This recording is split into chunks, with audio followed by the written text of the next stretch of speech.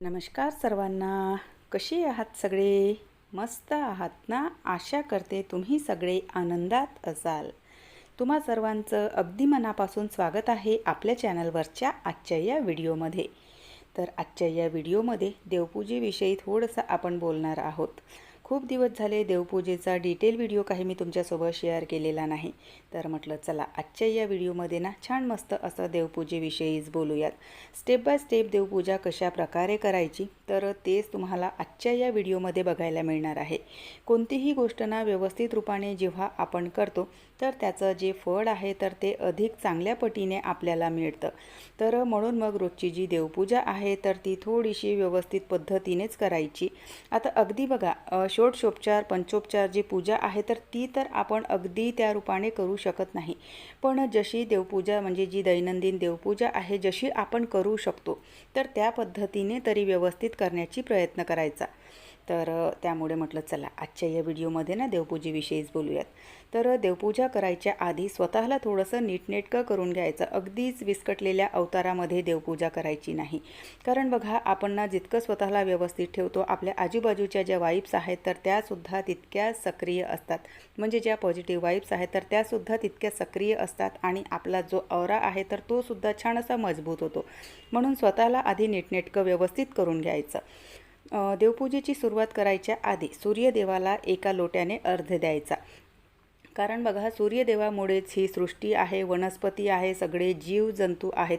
तर त्याबद्दलची कृतज्ञता व्यक्त करण्यासाठी म्हणून सूर्यदेवाला ना रोज एका तांब्याने अर्घ्य द्यायचा. सूर्यदेवाला अर्घ्य देतेवेळी आपण ना ओम सूर्यदेवाय नमः किंवा मग ओम भास्कराय विद्महे दिवाकराय धीमहि तन्नो आदित्य प्रचोदयात. तर या प्रकारचा मंत्र किंवा हा जर तुम्हाला येत नसेल तर ओम सूर्याय नमः, ओम भास्कराय नमः, ओम आदित्याय नमः या मंत्राने सुद्धा सूर्यदेवाला तुम्ही अर्घ्य देऊ शकता. त्यानंतर आपला जो देवारा आहे तर त्यावर बघा कधीही ना धूळ ठेवायची नाही. जर आपल्याला धूळ दिसत असेल तर ती स्वच्छ करून घ्यायची, नाही तर मग रोजच्या रोज एक कपडा ना तिथून फिरवून घ्यायचा. म्हणजे म्हणजे जो देवारा आहे तर त्याचा वरचा जो भाग आहे तर त्यावर बघा नाहीही म्हटलं तरी थोडीशी धूळ वगैरे बसलेली असतेच. तर नित्यनियमाने एक कपडा तिथून फिरवून घ्यायचा. देवपूजेला सुरुवात करायच्या आधी अगदी देवांना घेऊन गंगाळामध्ये बुडवून त्यांची आंघोळ करायची नाही. त्यांची आधी आज्ञा घ्यायची, त्यांना थोडंसं पूर्वसूचना द्यायची की मी तुमची पूजा करायला सुरुवात करत आहे, तुमची आंघोळ करत आहे, मला आज्ञा द्या. आणि त्यानंतर मग देवपूजेला सुरुवात करायची. आधी दीप प्रज्वलित करून घ्यायचं. म्हणजे जी पूजा आहे आपली तर ती अग्निदेवाच्या साक्षीनेच होते. तर म्हणून मग पूजेला सुरुवात करायच्या आधी ना दीप प्रज्वलित करून घ्यायचं, दिव्याला नमस्कार करून घ्यायचा आणि त्यानंतर मग सुरुवात करायची. तर बघा जी ही आपली देवपूजा आहे तर त्याची ना बरीचशी तयारी असते. तुपाचा दिवा तयार करून ठेवणं, कापूर लावणं, अगरबत्ती, तर ही सगळी तयारी करून घ्यायची. नाहीतर मग बघा देवपूजेमध्ये आपण ना वारंवार उठतो आणि वारंवार देवपूजेमध्ये आपल्याला डिस्टर्ब होतं. प्रयत्न करायचा सगळं जे सामान आहे तर ते आधीच इथे आणून ठेवून द्यायचं आणि व्यवस्थित शांत चित्ताने बसून देवपूजा करायची. तर माझी जी तयारी आहे तर ती मी आधीच करून घेते आणि प्रयत्न करते की मला वारंवार देवपूजेमधून उठावं लागणार नाही. आणि त्यानंतर मग देवांच्या आंघोळीला सुरुवात करते. तर बघा जे शिवपिंड आहे तर त्यांना ना मी अशा प्रकारे एक तांब्या पाण्याने म्हणजे अख्खा जो तांबा आहे तर त्या एक तांब्या पाण्याने जे शिवपिंडी आहे तर त्यांचा मी अभिषेक करते.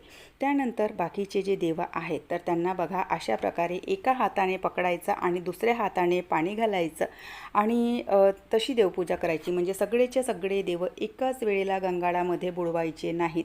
नाहीतर मग काय होतं की आपण काय करतो, सगळेच्या सगळे देव एकाच वेळेला गंगाळामध्ये टाकतो आणि त्यावर तांब्याने पाणी टाकत जातो आणि एकाच वेळेला सगळ्या देवांचा अभिषेक करतो. असं करायचं नाही. एकतर एक ताम्हण घ्यायचं, म्हणजे एक भांडं घ्यायचं, त्यामध्ये एक एक देव आंघोळ करायचा, ते पाणी दुसऱ्या भांड्यामध्ये काढून घ्यायचं आणि त्यानंतर मग पुन्हा आणखी दुसऱ्या देवांना आंघोळ घालायची किंवा अशा प्रकारे एका हाताने पकडायचं, एका हाताने पाणी घालायचं. म्हणजे खालच्या जे आंघोळीचं देवांचं पाणी आहे तर ते दुसऱ्या देवांना लागू देऊ नये. सोबतच जो आपल्या देव्हाऱ्यामध्ये मंगल कलश असतो, मंगल कलशाचा जो नारळ आहे तर तो रोज धुवायचा. तुमच्यानी शक्य होत असेल तर तिथलं पाणी रोज बदलायचं किंवा मग आठवड्यातून 2दा तरी मंगळवार आणि शुक्रवार अशा दिवसांमध्ये हे पाणी बदलवून घ्यायचं. बरं बघा, आता जेव्हा आपण या तांब्यामध्ये नारळ ठेवतो ना, तर नारळ ना पाणी शोषून घेतं. तर त्यामुळे त्या पाण्यामध्ये आणखी थोडंसं पाणी घालायचं, म्हणजे नारळ जे आहे तर ते पाणी शोषत राहतं आणि नारळ छान असा ओला राहतो. ओला नारळ आपल्या घरामध्ये सुख समृद्धीचा प्रतीक राहतो. म्हणून प्रयत्न करायचा की नारळ जो आहे तर तो ओलाच घ्यायचा. तर सगळे देव मी त्यांना आंघोळ घालून घेतली आणि देवपूजेचं जे वस्त्र आहे तर ते वस्त्र रोज झटकून घ्यायचं. त्यावर सुकलेल्या फुलांच्या पाकळ्या, अक्षदा किंवा जे आपण कुंकू, अष्टगंध, हळदी वगैरे चढवतो तर ते तिथे पडलेले राहतात. तर त्यामुळे जो देवपूजेचा कपडा आहे तर तो रोज नित्यनियमाने झटकून घ्यायचा.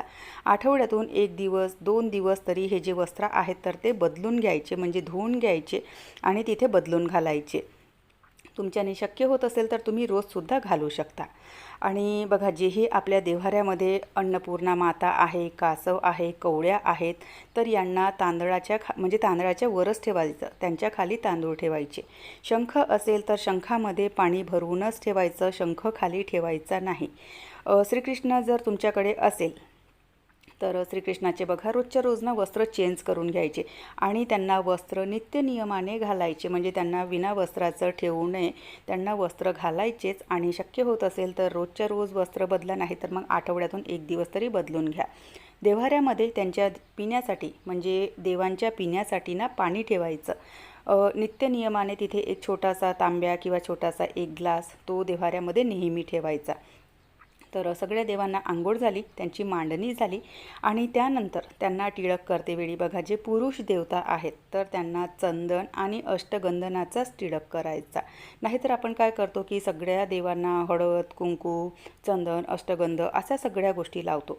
पण जे पुरुष देवता आहेत तर त्यांना चंदन आणि अष्टगंधनाचा टिळक करायचा आणि ज्या स्त्री देवता आहेत तर त्यांना हळदी कुंकवाचा टिळक करायचा. हळदी कुंकू किंवा चंदन अष्टगंध म्हणजे समर्पित करायचं नाही, त्यांना थोडंसं पाण्यामध्ये ओलं करून घ्यायचं आणि त्यानंतर मग ते देवांना अर्पण करायचं. माझ्या इथे जी शिवपिंडी आहे तर ती छान अशी मोठी आहे. तर त्यांना बघा जे चंदन असतं आणि म्हणजे चंदन पावडर आणि चंदनाची जी खडी असते तर त्यांचा मी टिळक करते.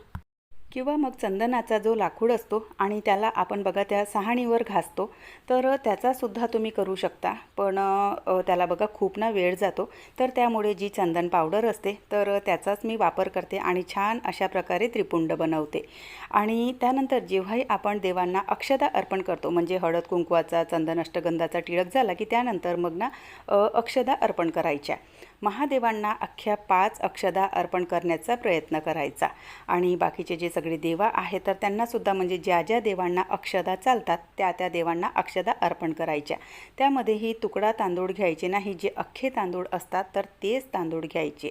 देवांना जेव्हा आपण माला अर्पण करतो तर त्यावेळेला बघा विष्णू भगवानांना तुळशीची माळ, श्रीयंत्राला कमळगट्ट्याची माळ, रुद्रयंत्र किंवा जी शिवपिंड आहे तर त्याला रुद्राक्षाची माळ, तर अशा या ज्या माळा आहेत तर त्या अर्पण करून घ्यायच्या. त्यानंतर मग जे आपले फुलं असतात तर फुलं अर्पण करून घ्यायचे. महादेवांना वगैरे लाल फूल आणि जे जास्वंदाचं लाल फूल वगैरे असतं तर ते चालत नाही, तर त्यामुळे ते त्यांना अर्पण करण्याचं म्हणजे थोडंसं अवॉइड करायचं. आणि त्यानंतर आपल्या इथे विठ्ठल भगवान, श्रीराम भगवान, विष्णू भगवान, श्रीकृष्ण भगवान अशा देव, म्हणजे हे देव असतात. तर त्यांना जर तुमच्याकडे वेळ असेल तर जी तुळस असते तर ती तुळस अर्पण करून घ्यायची. तर सगळ्या देवांच्या अशा प्रकारे आधी साज श्रृंगार करून घ्यायचा आणि त्यानंतर मग त्यांना अगरबत्ती, धूप याने ओवाळून घ्यायचं. आता बऱ्याच लोकांना अगरबत्ती वगैरे म्हणजे त्यामध्ये बांबू असतो तर देव्हाऱ्यामध्ये लावणं आवडत नाही किंवा ते अवॉइड करतात. अशा वेळेला आपण जी धूपबत्ती असते तर धूपबत्तीचा सुद्धा वापर करू शकतो. सगळ्या देवांना छान असं त्यांचा साज श्रृंगार, धूप, दिवा हे सगळं झालं की बघा देवांना कधीही म्हणजे विना नैवेद्याचं ठेवायचं नाही. आता आजच्या याच्यामध्ये बघा सकाळी सकाळी हे सगळं पॉसिबल नाही व्हायला बघत, तर खडी साखर किंवा दूध साखरेचा नैवेद्य देवांना अर्पण करायचा, त्यांना उपाशी कधीही ठेवायचं नाही. आणि ते झालं की त्यानंतर बघा जी आपण म्हणजे आरती करतो तर तुपाच्या दिव्याने ओवाळून आरती करून घ्यायची. नाहीतर मग आपण काय करतो की तेलाच्याच दिव्याने आरती करतो. पण प्रयत्न करायचा जर घरी तूप असेल तर तुपाची जी निरांजन असते तर त्याच्याने ओवाळून आरती करून घ्यायची. सोबतच जी कपूर आरती असते म्हणजे आरतीच्या शेवटी कपूर हा नेहमी जाळायचा. कपूर जाळल्याशिवाय आपली जी आरती आहे तर ती पूर्ण मानल्या जात नाही. त्यामुळे कपूर आरती नक्की करून घ्यायची. पूजेच्या शेवटी कपूरसुद्धा जाळून घ्यायचा. आणि सगळ्या आरत्या म्हणून झाल्या की त्यानंतर मग ना मंत्रोच्चारण करून घ्यायचं.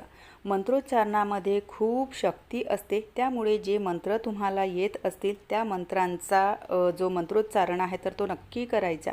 मंत्रोच्चारणामध्ये खूप शक्ती असते आणि या मंत्रोच्चारणामुळे आपल्या सगळ्या घरामध्ये ज्या सकारात्मक लहरी आहेत तर त्यांचा म्हणजे वावर असतो घरामध्ये. तर त्यामुळे पूजेमध्ये मंत्रोच्चारण नक्की करायचं. आणि सोबतच पूजेच्या शेवटी घंटानादसुद्धा करायचा. आणि बघा कळत न कळत आपल्याकडून ना पूजेमध्ये बऱ्याच चुका होतात. तर त्यामुळे पूजेच्या शेवटी क्षमा प्रार्थनासुद्धा करून घ्यायची. क्षमा प्रार्थना केल्याशिवाय पूजेतून उठायचं नाही. क्षमा प्रार्थना करून घ्यायची आणि त्यानंतर मग पूजेतून उठायचं. सोबतच रोजच्या रोज तुळशी पूजन, उंबरठा पूजन या गोष्टीलासुद्धा तितकंच महत्त्व आहे. माता तुळशी जी आहे तर ती लक्ष्मीचा अवतार आहे. त्यामुळे प्रत्येक घरामध्ये तुळशी असलीच पाहिजे आणि रोजच्या रोज नित्यनियमाने तुळशी पूजनसुद्धा झालंच पाहिजे. उंबरठ्याची सुद्धा पूजा करून घ्यायची. उंबरठ्याची पूजा केल्याने आपला जो उंबरठा आहे तर तो अधिक मजबूत होतो आणि आपल्या घरामध्ये वाईट साईड गोष्टी कधीही प्रवेश करत नाही. तर अशा प्रकारे बघा म्हणजे जसं मला जमलं तशा पद्धतीने रोजची जी देवपूजा आहे तर ती मी तुम्हाला स्टेप बाय स्टेप कशा प्रकारे करायची तर ते सांगण्याचा प्रयत्न केला आहे. माझं काही चुकत असेल तर ते सुद्धा तुम्ही मला सांगू शकता किंवा व्हिडिओ कसे वाटतात तर ते सुद्धा तुम्ही मला कमेंट करून सांगू शकता. तर चला व्हिडिओ आजचा इथेच संपवते. आवडला असेल तर नेहमीप्रमाणे लाईक करा, शेअर करा, सबस्क्राईब करा. जर काही सजेशन असतील तर ते सुद्धा देऊ शकता किंवा व्हिडिओ कसे वाटतात ते सुद्धा कमेंट करून सांगू शकता. तर चला आपण भेटूयात नंतरच्या छानशा व्हिडिओसोबत. तोपर्यंत सगळ्यांना बाय. सगळ्यांना धन्यवाद. हर हर महादेव.